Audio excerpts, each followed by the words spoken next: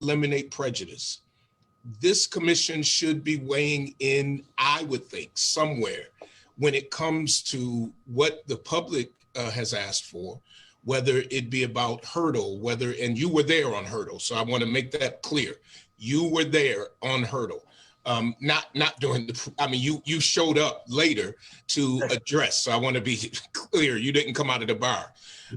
But your commission could really help change the scenario if people knew that this commission that is in the charter of the city of Buffalo is doing the mission to eliminate prejudice. And that has to go beyond data. That has to go beyond talking about it. There should be statements and movements according to your own report, and not that you wrote it, it was what was the mandate of this, was to have things and to set up different meetings, all those things. I can't tell you how much this community needs your office to go full head on with your mission. Absolutely. Thank you, sir. Thank you for that. I really embrace all of what you said. Thank you. And we will definitely be committed to making that happen. Thank you, sir. If no other questions, all right. Thank you. Thank you. So I guess we could receive and file this, Majority Leader, unless you wanted to leave it on the table for the other information that you requested. I'm sorry, you're freezing a little bit. So the question is, do you want to leave this? I'm sorry, why don't we leave it on the table? Okay, so the motion would be then to table it, Majority Leader? Yes. All right, second by Council Member Wyatt. Next item. And council staff, so that people may think that we can see the Facebook comments, we can't when we're on Zoom. So I think that this is so important during committee meeting that somewhere the council members do get a brief of what some of the comments are. So, because if we were in chambers, people would be able to come and speak. And I don't want the voices and the ideas, the legitimate voices and ideas of people who are speaking on the issue I don't want them to ever think that we are not hearing them. Many times, and many council members go back and review them, but I think ensuring that we have, because usually the comments can be lumped together for some of them, of those who are concerned about an issue, those who disagree or whatever. And I think it would be valuable to all council members to receive that feedback. Next item. Item number 4, new playground in Old First Ward community. Motion, I believe that was to table. Motion to table, second by Council Member Fioletto. Item number 5, violations of the city's apprenticeship law. Items open. All right, this item is open. I see here that we do have a speaker. Has the speaker been let into the room? I do. Okay, sir, if you'll just state your name for the record, and you have the floor. Thank you, Mr. Chairman. My name is Matt Kent. I am with the New York Foundation for Fair Contracting. We are a nonprofit dedicated to leveling the playing field in public works construction. Generally, our mission is to help facilitate municipalities, public owners, to ensure that the contractors that they're doing work with, that are performing work for the taxpayers, is being done responsibly, that it meets the very high bars that everyone has set, that it works for the benefit of the public as well as the workers who make it all possible. And that's what brings us before you today. The communication we had shared with the Common Council titled Renewing a Commitment to Enforcement, Strengthening the City's Apprenticeship Law. We unfortunately are here to share the news that the hefty and worthwhile apprenticeship laws that the City Common Council has implemented, as best as the foundation is able to tell, are not getting the oversight and enforcement that is necessary to make them meaningful. Unfortunately, without enforcement, laws are many times just words on paper.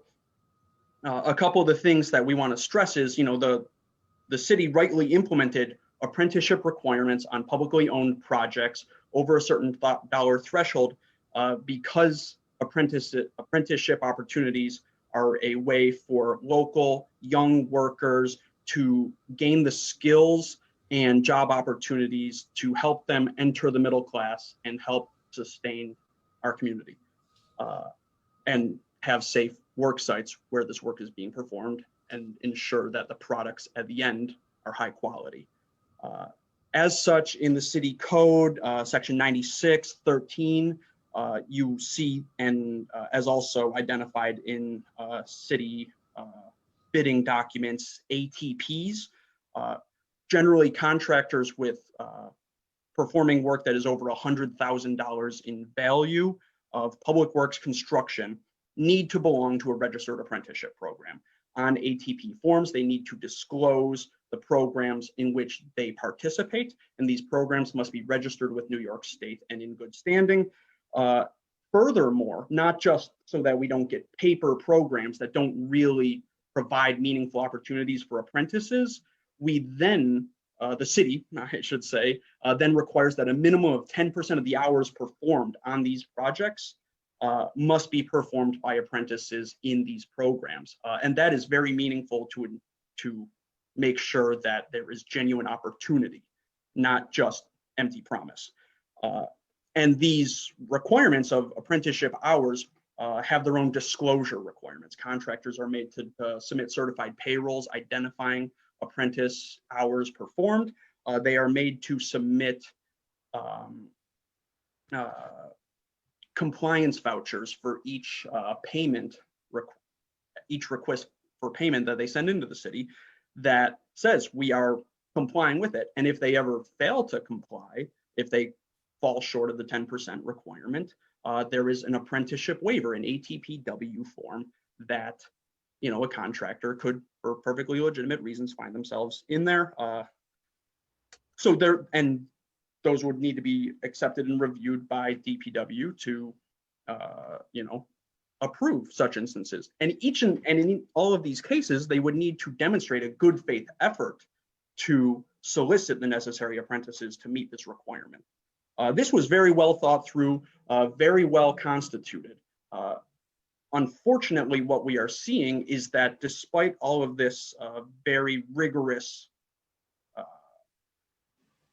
framework, this doesn't work unless there is enforcement and application. And the city of Buffalo allows for, and the only enforcement mechanism in the apprenticeship law is violators can have their contracts terminated, which is what brings us to this last fall and winter. The New York Foundation for Fair Contracting, we submitted Freedom of Information requests on a very large City of Buffalo public works project, the citywide mill and overlay project. It was somewhere between $5 and $6 million. And we submitted FOILs for certified payrolls and other related records, and we did the math ourselves, and we found that less than 3% of the hours being performed on this project, there was something in the area of 13,000 hours done, were being performed by apprentices, nowhere close to the required amount. And as best we were able to tell, it was a single apprentice who was performing all of this work. And multiple months had come and gone. So we then submitted follow-up Freedom of Information requests to go, did the contractor submit an apprenticeship waiver request? Did they submit compliance vouchers telling the city that, yeah, we're totally meeting the 10% requirement? But what we're seeing is we have gotten zero responsive documents from the city to suggest that any waivers were ever requested or granted, or any compliance vouchers, saying they met it or not, were ever submitted. We notified the city of this on January 30th. This contract was ongoing. The work is performed in the summer and fall. It breaks in the winter. It's not a great time to do road work in the city, but it starts again in the spring. We notified the city in January, knowing that more work would be performed on this contract in the future. Unfortunately, we got very little in terms of response. What we did get, however, was later on, just in the past couple of weeks, we got certified payrolls from the city when we submitted a follow-up Freedom of Information saying, let's see what they've done in 2020.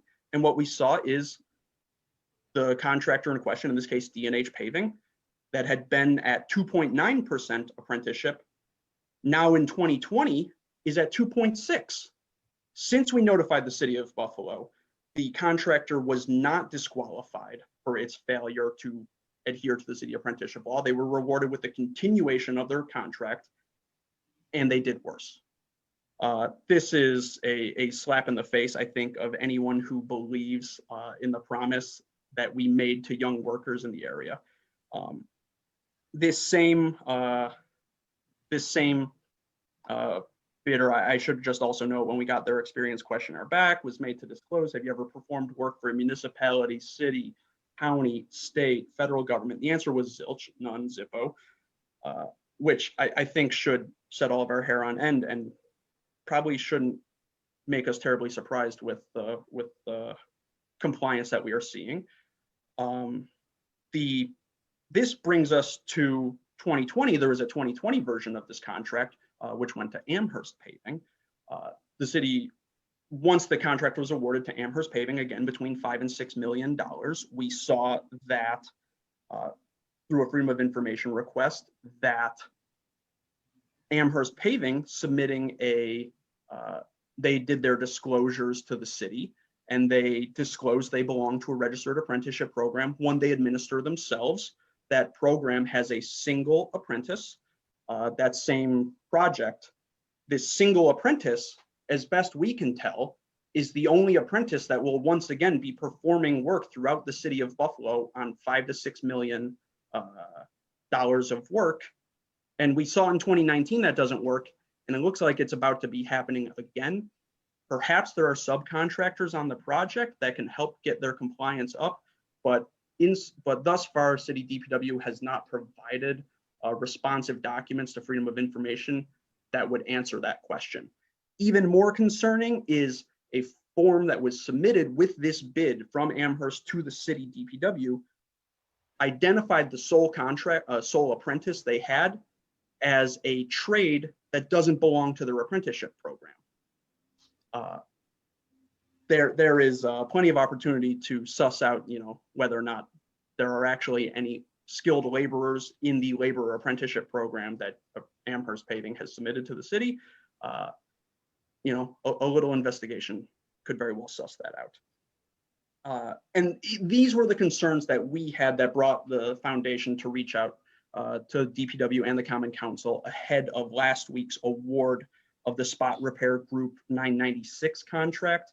And the Common Council was responsive to those concerns and did vote to only award the contract on the basis of compliance with this, with the city's law.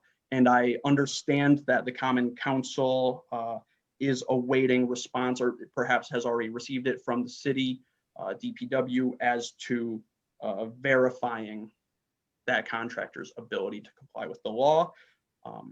As part of our initial notification and the item we brought before you today, we do have a whole bunch of questions that we call follow-up questions to ensure compliance. We think these can be very helpful for guiding the city's effort to finally get right on apprenticeship. Would be more than thrilled to have the Department of Public Works engage with those questions as well, perhaps at some future venue. Thank you for sitting through all that. I know I ran through the weeds for quite some time. I really appreciate the engagement and consideration from you, Mr. Chair, and the council members. Who's trying to get someone's trying to get my attention? Okay. Was Public Works invited to this meeting? Negative, sir. Okay, I think that Public Works should be a part of this meeting, especially since we have Mr. Kent here, because we don't have the answers from Public Works. I'll just say generally, and I want to revisit this, I hope, like next committee meeting with Public Works on the line. because we did, and I think it was started by Councilmember Revere in the conversation, just have this conversation. I did make the suggestion that we send it pending them meeting that. I personally think until I hear from Public Works, if what you're telling us is accurate, and I don't have any doubt that it is not, if you got the information from the city, that every time that this council votes on a contract that would have to have apprenticeships, I think that that should be attached to the moving motion. That's number one. So that we make note of that should be attached. But number two is we need to know, because once we vote on it, we are usually not informed of it. I think that the motion may have to have a kind of trigger that where the information comes back to us. And as we talked earlier with the executive director about numbers, not just we want to know how many people. And I remember when this was, and I wasn't on the council, I don't know how long this law has been there, but I know it was so that those persons who live in the city, when we're talking about job creation, because honestly, many of these companies, they're not putting a dime in the city, they're taking from the city, and they're sucking on from the tax rolls and then not finding someone. You can't tell me that it's difficult to find some young person out there who wants to learn how to do paving, who wants to learn how to do these things. And so if what you're telling us is correct, I know that the Department of Public Works, and especially under former leadership and under Mr. Finn, because we've had these conversations, has been very concerned about the program. And I'll just say, I've been in conversations where we found out or where we were informed. And again, the council doesn't run this shop, but we should be getting the information. But I don't take that away from the commissioner because we haven't asked for it. We haven't demanded we want this information. But it's a shame if a company is making $5 million and has one apprentice, one apprentice. And I'd be curious to know the demographics of their apprentice also, because when you look at the rate of unemployment, to me, you would be trying to concentrate on populations that have high unemployment. And if you can't do it, you shouldn't bid. Council members, anyone? Council member Wyatt, and then Council member Revere. Thank you, Mr. Chair. And I'm not going to disparage this particular company because I don't know for a fact, but I do know that there was a contractor that was doing sidewalks in my district that was very disrespectful to some of the residents. And we need to kind of weed those individuals out. They should not be getting contracts within the city. So this goes part and parcel to what Mr. Ken is talking about as far as this contract. If there's an agreement that there's supposed to be a number of apprentices, and we're not talking about one, it should be others. And we need to make sure that that is definitely something that's happening. I know that in the past, we have received that form. It was attached to the bids and to some of the proposals, because I commended Mr. Finn on that. However, I didn't know the details that they only have one. And I'm hopeful that's just this one particular company and not others. But we need to find the details out, because I know that the motion for the paving that's taking place in my district was contingent upon us getting that information. And I'm hopeful that it just doesn't have one person. Thank you, Mr. Chair. Thank you, Councilmember Revere, and then Councilmember Lumbeck. Thank you very much, Mr. Chair, and you're right. We asked them to get back to us with the information. And so we did pass it with the condition that you had set, Council President. I think the problem is that we've talked about compliance, but the enforcement part of it, we still haven't seen. So we want to know from the Department of DPW, not just that they're in compliance or not in compliance. What is the enforcement? What do we do then with this company that is not in compliance? Do we then look for another contractor? I think it's important that Department of Public Works starts to look at the enforcement part of this, because they have to condition all of those contractors that are coming after this to make sure that they are in compliance and that there's an enforcement mechanism that they're going to utilize. Until we start enforcing it, it's business as usual in the city of Buffalo. You know, we'll just do the paperwork and we'll provide them. But if there's no enforcement mechanism, I think we're going to see more of this before us.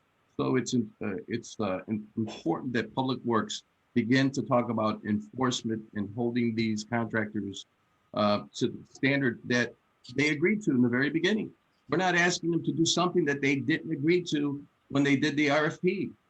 They agreed to do all these things and they're not doing it. So at this point, I want to hear from Public Works regarding the enforcement if they're not in compliance. Now, we're giving the benefit of the doubt to the commissioner to come back to us and explain to us exactly what he has found out with regards to the discrepancy in the information. I don't know if there's discrepancy or not because we haven't, they haven't given us the information. What we have before us today is the information that Matt Kent has given us. So we want to make sure that there's no discrepancy. And if there is a discrepancy, we need to hold somebody accountable for that. I agree. Before I go to Councilmember Golombek, Councilmember Beard, it was DPW though that found that in our last meeting that a contractor wasn't in compliance, and I think they reissued or went to the next bidder or something. So I think they did find it. Am I correct? The last one before, no, the one we talked at that we just approved with the condition. Well, I don't know if they've. I thought there was somebody before that. Yeah, it might be somebody before that. Yeah, Mr. Chair, I recommended that we go to the second one if we didn't have, if they weren't in compliance, and he said he had to look into it. But he brought it to our attention, I believe. So we'll bring him back. Councilmember Golombek. Thank you, Mr. President. First off, I want to thank you for chairing the meeting. I'm having problems with the laptop once again. I want to echo what you had said. I was going to request this as well. I would like to have DPW at the next meeting as well. And also what I'd like to do is have staff with Mr. Kent put together, and even if it's just a little bit of the information, a breakdown of the information that he sent to us that we could have answered by DPW. A little bit of history of the apprenticeship law. I was on the council when it was first enacted, and I remember asking quite a few questions about this. And my concern with the apprenticeship law was to get our kids that lived in the city of Buffalo the opportunity to go directly from high school into a vocational program, you know, in these apprenticeship programs. And I remember being opposed to the apprenticeship law. And unfortunately, to the uninitiated, that meant that I was anti-union, that I was anti-labor, and so on and so forth. But the problem at the time was that a lot of these apprenticeship programs were places that you had to go to in Lancaster, in West Seneca, and most kids from Buffalo, if they didn't have a car, and many of them did not, would not be able to easily get to these places. It was at least 2 bus rides, sometimes 3. Imagine going from my district, the North District, the Northwest corner, and trying to get to Lancaster or West Seneca. Eventually, it was decided that they would try to do something where they would do more recruiting of youth from Buffalo in our schools and so on and so forth. The reason I bring that up is because I would like to see if any of that has actually been done. I'd like to see if there's any programs that are trying to get our young people into these vocational programs, and if there are places that are closer, to Buffalo. I think that with the mayor putting together the training center downtown, that this is something that helps. But I don't know if that's a channel into the apprenticeship program, or if that's a step that you have to take and then get into the apprenticeship program. So I'd like to have those questions answered at the next meeting. Thank you. Absolutely. Did I miss someone? Just wanted to make sure I got everybody. And the chief of staff just said to note he will contact Commissioner Finn for our next meeting. Thank you very much, Mr. Kent, and you're invited into our next committee meeting also. Thank you, Mr. Chairman. Thank you, committee, for the opportunity to speak with you. Greatly appreciate your commitment to running with this ball. Thank you, sir. Majority Leader, we probably need a motion on this. What are we doing with this? We're going to table it. Motion to table, second by Council Member Scanlon, who's online. If we could take an item out of order because our Deputy Police Commissioner does have another meeting. If we could go to item number 7. Motion to take item 7 out of order. Second by Council Member Farrelletto. That is before us now. Thank you, Deputy Police Commissioner, for staying with us. I know that you have a 3 o'clock meeting, so I appreciate it. I appreciate you taking me out of order. Thank you. I put in a resolution about the incident on Hurdle, and the reason is because I think that the more transparent that we are about these and other incidents, it gives the public a level of trust when we just go right at it and talk about it. And this was the incident in which the world saw a man with a knife in his hands as he went as a counter protester to the peaceful protest. And I believe